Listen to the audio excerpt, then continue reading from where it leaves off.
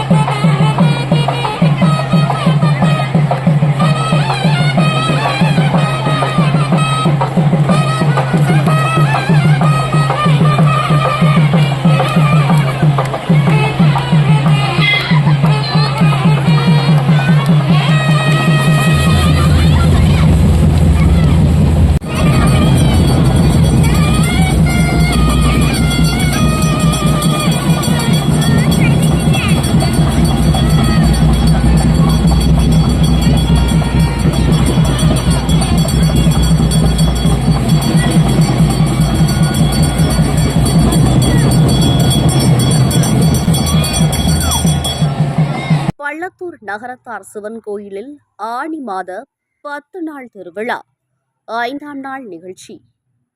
சிவகங்கை மாவட்டம் காரைக்குடி அருகே பள்ளத்தூர் நகரத்தார் சிவன் கோயிலில் ஆனி மாதம் நடைபெறும் 10 நாட்கள் திருவிழாவில் ஜூன் 28ஆம் தேதி சனிக்கிழமை அன்று நடைபெற்ற 5ஆம் நாள் மண்டகப்படியில் காலை 11 மணிக்கு ஸ்ரீ மீனாட்சி அம்மன் தவசு இருப்பதற்காக பாடசாலை செல்கின்றது.